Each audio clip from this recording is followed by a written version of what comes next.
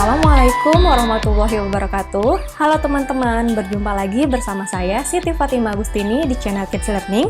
Pada kesempatan kali ini, saya akan membahas materi IPS, yaitu tentang usaha ekonomi yang dikelola sendiri dan yang dikelola kelompok.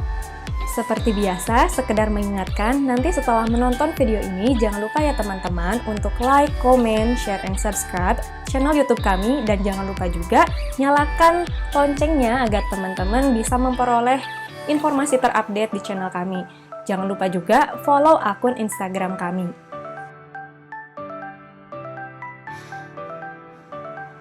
Berdasarkan pengelolanya, usaha ekonomi dapat dibedakan menjadi dua.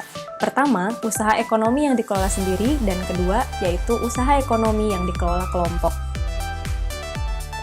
Usaha ekonomi yang dikelola sendiri. Usaha ekonomi yang dikelola sendiri atau perseorangan biasanya modalnya terbatas. Contoh usaha ekonomi yang dikelola sendiri atau perorangan adalah sebagai berikut. Yang pertama adalah usaha pertanian. Seorang petani kebanyakan mengelola usaha pertanian secara perseorangan dengan modal terbatas. Meskipun demikian, ada juga usaha pertanian yang dilakukan secara besar-besaran. Namun, hanya beberapa orang saja yang bisa melakukannya. Yang kedua adalah industri kecil. Industri kecil biasanya berupa industri rumah tangga. Industri kecil biasanya dikelola secara perseorangan.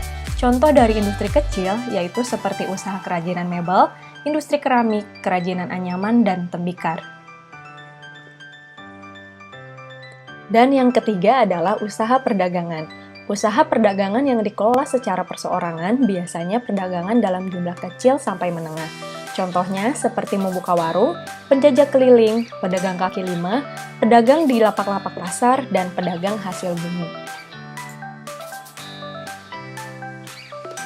Dan yang keempat adalah usaha jasa. Banyak usaha jasa yang dikelola secara perorangan. Contohnya adalah usaha salon, bengkel, fotokopi, tukang cukur, dan tukang pijit.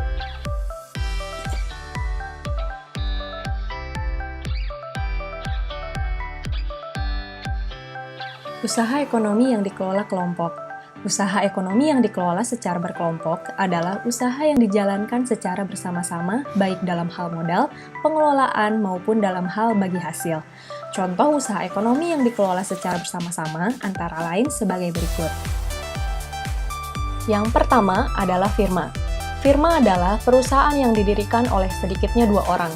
Biasanya pendiri firma adalah orang-orang yang sudah saling kenal. Setiap anggota firma mempunyai hak untuk bertindak atas nama firma. Risiko tindakan anggota firma ditanggung bersama. Yang kedua adalah CV atau Persekutuan Komanditer. CV adalah perusahaan yang didirikan oleh satu orang pengusaha atau lebih. Modal CV berasal dari pengusaha itu dan dari beberapa penanam modal. Pengusaha menjadi pimpinan perusahaan dan bertanggung jawab atas kelangsungan hidup perusahaan. Para penanam modal mempercayakan pengelolaan CV kepada pengusaha. Sebuah perusahaan yang berbentuk CV bisa dikembangkan dari firma. Hal ini terjadi bila sebuah firma ingin mengembangkan usaha dan membutuhkan tambahan modal. Yang ketiga adalah PT atau perseroan terbatas. PT adalah perusahaan yang modalnya diperoleh dari penjualan saham. Saham yaitu surat berharga sebagai tanda keikutsertaan menanamkan modal dalam sebuah perusahaan. Yang keempat adalah BUMN atau Badan Usaha Milik Negara. BUMN adalah perusahaan yang seluruh modalnya dimiliki oleh negara. Ada 3 bentuk perusahaan negara yaitu perusahaan jawatan, perusahaan umum, dan perusahaan perseroan.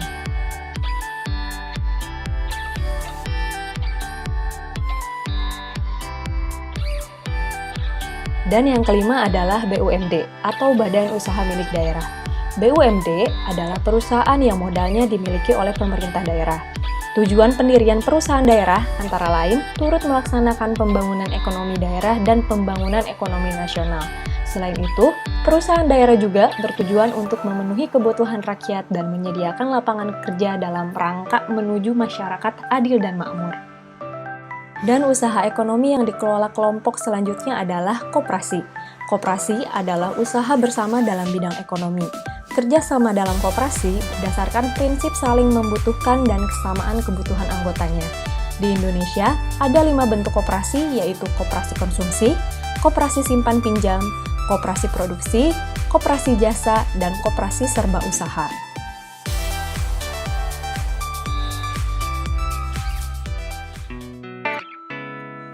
Oke, cukup sekian pembahasan dari saya. Mudah-mudahan bisa bermanfaat. Terima kasih sudah menonton video ini. Semoga materi yang disampaikan dapat menambah wawasan kalian semua.